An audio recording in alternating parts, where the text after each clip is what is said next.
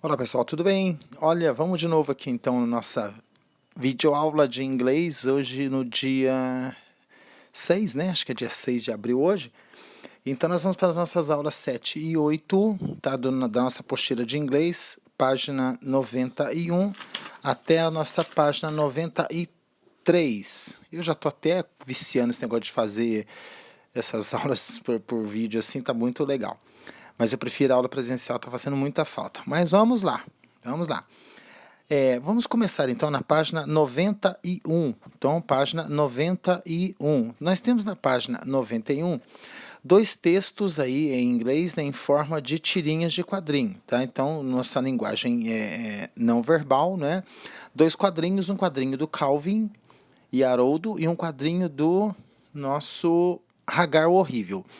O primeiro quadrinho, tá? Então são 4 quadrinhos que eu tenho nessa tira, né? Nessa tirinha.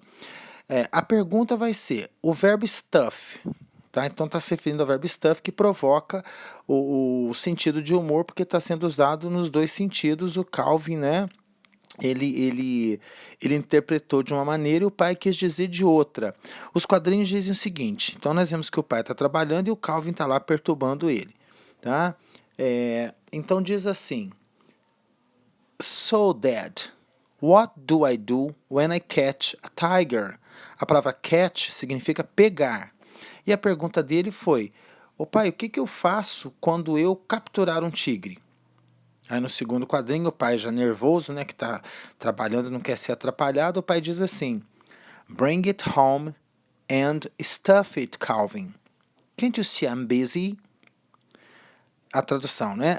Traga, ó, bring, trazer. Então, traga ele para casa and stuff. Aí aparece o stuff pela primeira vez, que significa empalhar. Animal empalhado, né? Então, empalhar. E ele termina assim: Can't you see I'm busy? Você não tá vendo que eu tô ocupado? No terceiro quadrinho, o primeiro aí de baixo, ele faz um xex, como quem diz: ai meu Deus do céu, né? Tá vendo que eu tô ocupado, fica me perturbando. E o último quadrinho, já com o Haroldo, né, com o Hobbes, o Calvin tá com a geladeira aberta pegando comida para ele. E o tigre fala: No, really, I couldn't eat another bite. Não, não, de verdade, eu não aguento comer outra coisa, não aguento comer mais. Nossa, chega, não aguento comer mais. Aí fica fácil a gente responder então essa primeira atividade que é em cima do verbo stuff. E nós já vimos que no segundo quadrinho, stuff significa empalhar. E no último quadrinho, tá, nos leva a acreditar que o Calvin interpretou como se fosse empanturrar, encher a barriga. Então aí está o efeito de humor. É em cima do verbo stuff, que o pai disse com o significado de empalhar, e o Calvin entendeu como empanturrar. Por isso que ele está dando comida assim direto para o tigre, ok? Aí na segunda coluna nós já temos, esse foi o nosso warm-up. No texto 1 agora da Unesp, nós temos uma tirinha do Agar.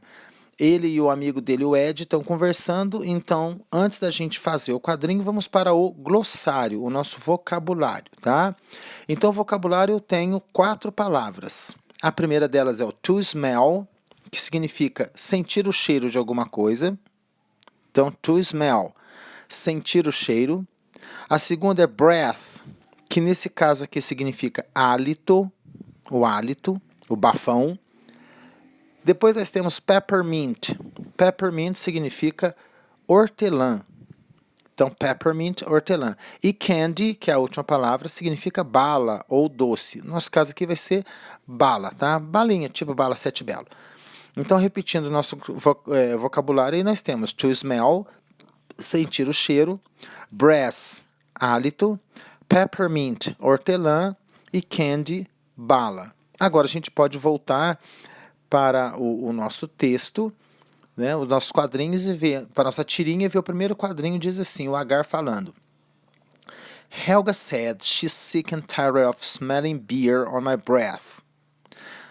A Helga disse que ela está doente e cansada, ó, sick, doente, tired, cansada, de cheirar, sentir o cheiro, smelling, sentir o cheiro, de beer, cerveja, on my breath. Ela tá cansada já e doente de sentir o bafo de cerveja que eu tenho. Aí o companheiro dele, o Ed, diz: Are you going to stop drinking beer? Are you going to stop drinking beer? Você vai parar de beber cerveja? Perceba essa construção are you going to, que nós vamos falar nessa gramática daqui a pouco.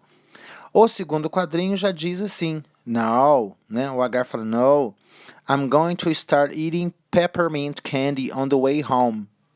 Não, eu vou começar a, no nosso caso, né, chupar bala de hortelã no caminho para casa. De novo eu tenho a construção I'm going to, going to. Vamos guardar que daqui a pouco a gente vai falar nessa construção aí na parte de gramática.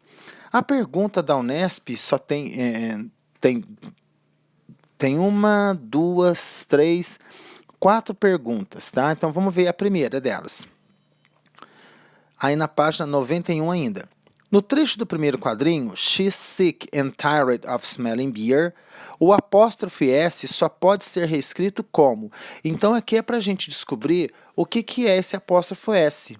E como a tradução já ajudou a gente, nós sabemos que é o verbo to be is, a letra A. Então nós temos, a frase aberta seria, Helga said, she is sick and tired. Então número 1 é o nosso verbo to be is, ok? Então virando a página, agora nós estamos na página 92. Então na página 92, nós temos mais 3 exercícios sobre esse quadrinho. O segundo, número 2, diz o seguinte: a expressão sick and tired no primeiro quadrinho tem um sentido equivalente em português, quer dizer, parecido em português. Nós sabemos que sick and tired significa doente e cansada. Mas em português, o que ele quer dizer com isso? Então, letra A, cansada devido à doença? Não está se falando de doença. Saturada, de saco cheio? Perfeito. Ela está saturada, já não aguenta mais. Então a resposta da 2 é a letra B. A terceira. No segundo quadrinho, a forma verbal I'm going to sinaliza, quer dizer o quê? Qual que é a intenção dele usar esse going to? Primeiro que está se referindo a um ato futuro, que ele vai fazer no futuro. E é algo que ele vai fazer. Então, se olhar as opções, da opção de A até E, a gente descobre ali, fácil, que na letra D, disposição de fazer algo. Disposição de fazer quer dizer, ele não fez ainda. Então, é uma ação que está no futuro. Então, a resposta da número 3 é a letra D, disposição de se fazer alguma coisa, no futuro. A quarta questão, a personagem de barba, o Agar, o que ele vai fazer? Ele quer que a Helga, sua esposa, prepare comida condimentada? Nem passou perto disso. B, aprecia petiscos apimentados? Ele está usando essa palavra apimentado por conta da expressão pepper, né? Pepper significa pimenta, mas nesse caso é peppermint, que é bala de hortelã, bala de menta. E aí na letra C a gente já tem, olha, vai disfarçar o hálito de cerveja com balas de hortelã, com balas de menta. Então, exercício bem tranquilo, bem gostoso, bem fácil aí da Unesp, tá? Vejam que não é tão difícil assim. Basta a gente saber a tradução, como nós já preparamos agora há pouco, né? Fizemos a tradução, o exercício é bem tranquilo. Aí na página 92 ainda, nós temos o texto 2. Essa questão caiu no Enem. Então, vamos dar uma olhada o que a gente tem nessa questão 2. Nós temos um quadrinho, a conversa entre uma professora, eu percebo que é uma professora porque ela está segurando o giz, está perto de um quadro, com uma aluna. E no quadro está escrito, Reports due today. O que será que significa isso, né? Essa frase aí? Antes da gente traduzir, vamos completar aí embaixo, vai ajudar bastante o nosso vocabulário. Nós temos 3 palavras e 2 delas já vão ajudar direto nessa escrita da lousa. São as palavras reports, que significa relatórios ou trabalhos. Due, que significa previstos para. E a última, resources, que são recursos. Então, repetindo, nós temos no nosso vocabulário, nosso glossary da página 92, Reports, relatórios ou trabalhos. Due, previstos para. E resources, que são recursos. Muito bem, vamos voltar para o quadrinho para que a gente possa entender o que foi feito aí. Então no 4 está escrito reports due today. Relatórios previstos para hoje. Today significa hoje. Então isso a professora escreveu. Vamos ver a resposta da aluna, que é o que está escrito entre aspas embaixo do nosso desenho. My report is about how important it is to save paper, electricity and other resources. I'll send it to you telepathically. Engraçadinha a aluna, né? Ela diz o seguinte: o meu relatório, o meu trabalho, né, é sobre como é importante economizar, save, economizar papel, paper, electricity, eletricidade, and other resources, e outros recursos. Esse é o trabalho que ela disse que fez. E ela então justifica porque que ela não trouxe o trabalho ali no Está Ali Com Ela. Disse assim: I will send it to you telepathically. Eu vou enviar para você telepaticamente. O verbo send significa enviar. Então a gente já percebe aqui que ela está tentando convencer a professora de que fez o trabalho sim. E vai mandar para ela depois, né?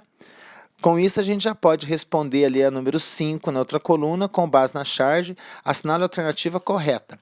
Vamos lá então naquele nosso esquema? Uma pausa no vídeo, vocês dão uma pensadinha, pensem sobre as opções e eu já volto com a resposta. Muito bem, então a resposta nossa só pode ser a letra E. A aluna quer convencer, ela apresenta argumentos para convencer de que fez o relatório que a professora pediu, o relatório solicitado. Ok? Muito bem, continuando, nós temos mais um textinho, o texto 3, agora que é na FASM de São Paulo. É uma conversa de uma garçonete, né, com o chefe de cozinha ali, ou o cozinheiro. Vamos então para o vocabulário, que é o nosso primeiro passo, para ajudar a gente a entender o humor e qual o sentido das palavras dentro aqui da nossa charginha, da nossa piadinha. Então, o vocabulário, o glossary. A palavra nut significa noz. Noz, aquela frutinha que a gente come no Natal, né? Noz. Logo abaixo eu tenho nut informal. O nut informal significa louco. Então, se eu quero dizer que a pessoa é louca, é maluca, é doida, eu posso dizer you are crazy. Mas eu também descobri que eu posso dizer you are nut. Você é louca, você é doida. Então, nut, informal, significa louco. A palavra wrinkle significa ruga. Ruga na pele, né? Ruga na pele.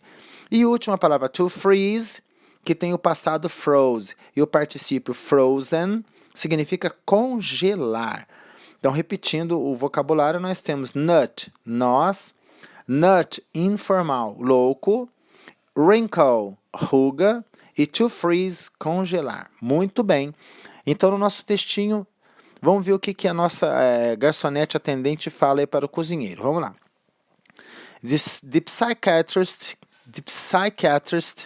Jesus, wants nuts on his cereal. The plastic surgeon wants no wrinkles on her bacon. And the fertility doctor wants his eggs frozen. Piadinhas médicas e culinárias, né? Então vamos conferir cada uma delas. O psiquiatra quer nuts on his cereal, quer nozes no cereal. Aí a gente já vê a brincadeirinha. Nuts, noz e louco, né? O psiquiatra mexe com louco, como diz aqui, como está falando aqui. The plastic surgeon, o cirurgião plástico, não quer rugas no bacon.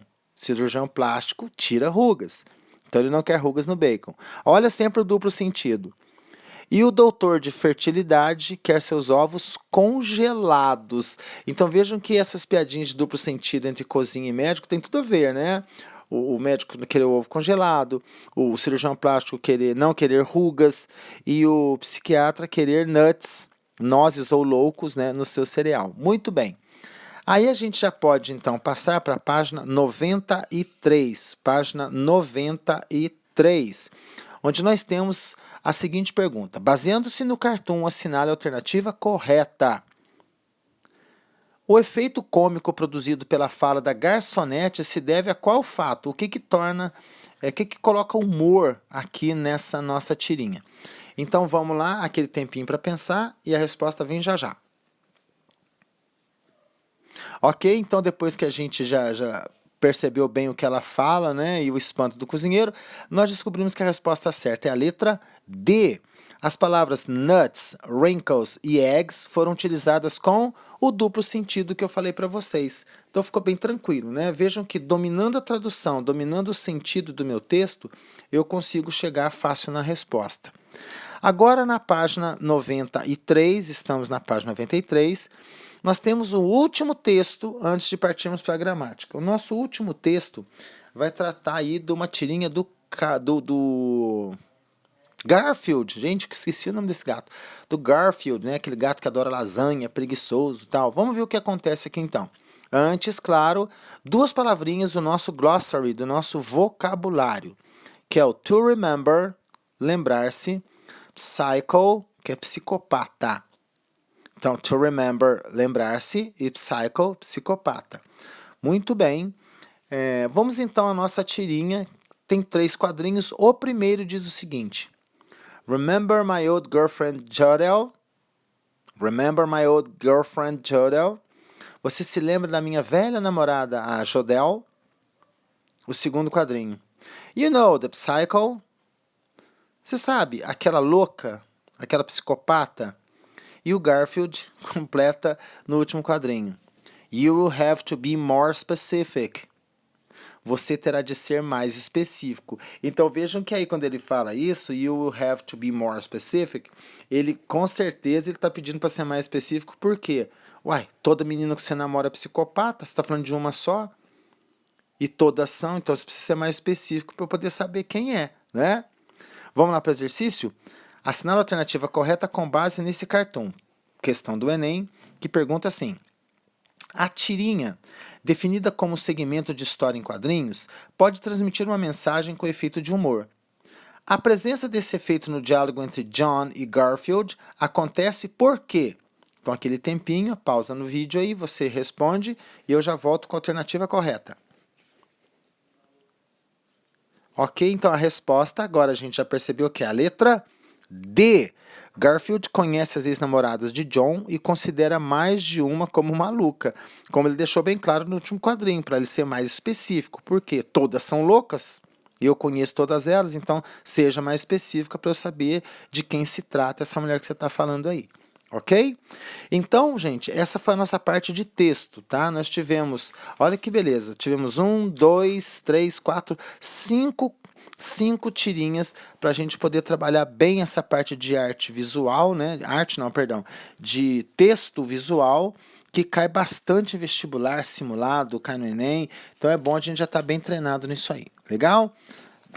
Agora a gente vai para a última parte, que é a parte gramática. Já está bem claro que nós vamos tratar do futuro, e é isso que está aí na segunda coluna da página 93. Observe as seguintes orações dos textos. Eu tenho essa primeira frase. I'm going to start eating. I'm going to start eating. Eu vou começar a comer. No caso, chupar a bala de hortelã que o rapaz falou. Segunda frase. I'll send it to you. I'll send it to you. Que é a mesma coisa que I will send it to you.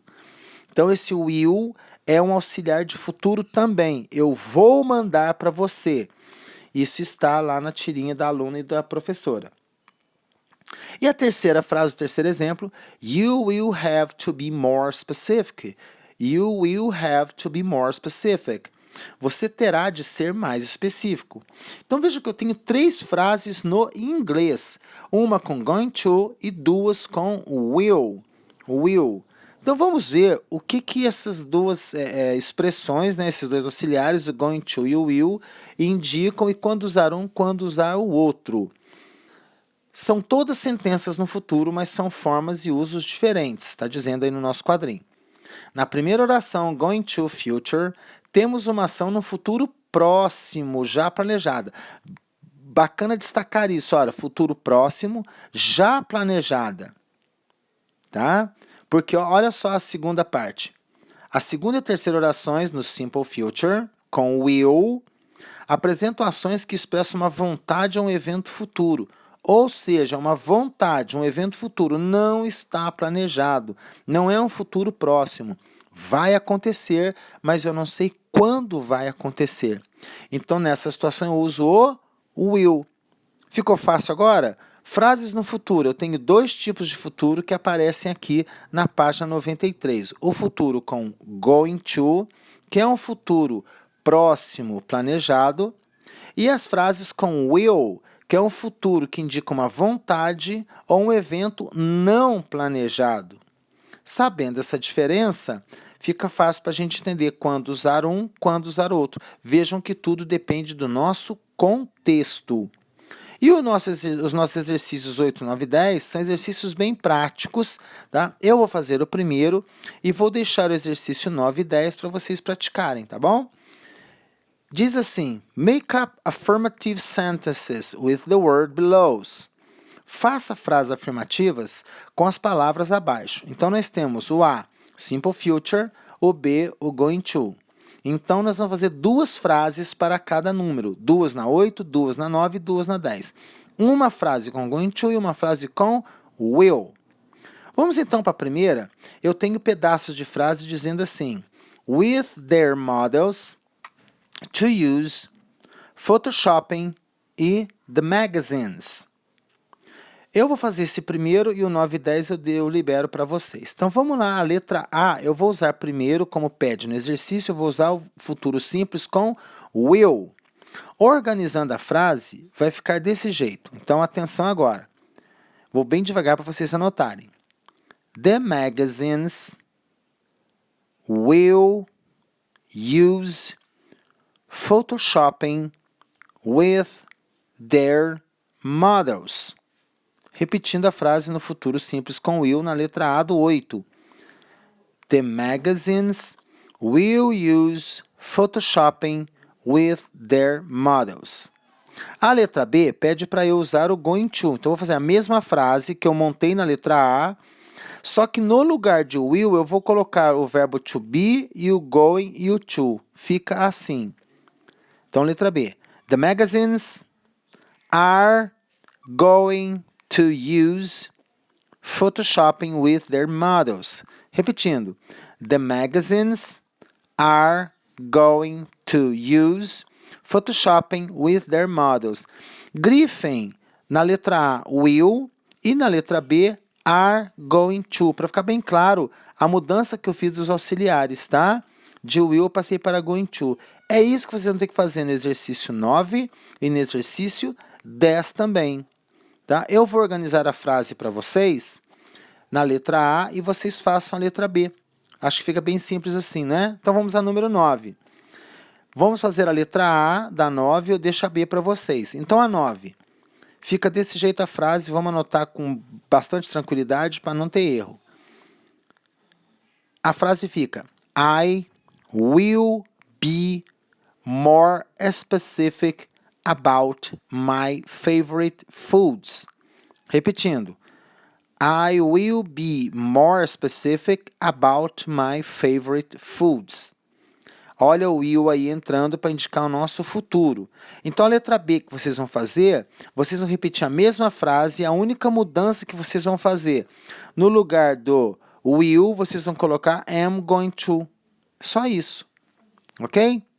Número 10, então o nosso último exercício sobre essa gramática. A letra A com will fica assim. Ama, A-M-A em letra maiúscula, ama, will start a campaign against anorexia. Repetindo, ama, will start a campaign against anorexia. Veja que eu tenho, logo depois do ama, eu tenho will, que indica o meu futuro. Quando vocês fizerem a letra B, vocês vão repetir a mesma frase, só que ao invés de colocar will, vão colocar is going to. Ok? Esse é o nosso futuro. O futuro planejado, próximo, e o futuro não planejado, indicando uma vontade. Ok, pessoal? Então, essa foi a nossa aulinha bem bacana na aula 7 e 8 de inglês. Tá? Não esqueçam de fazer, por favor, as tarefas mínimas referentes a essas aulas, aula 7 e aula 8. E para reforçar, façam também as atividades da tarefa complementar. Ok, pessoal? Um grande beijo e eu encontro vocês na quinta-feira com a nossa aula de literatura. Valeu, tchau, tchau!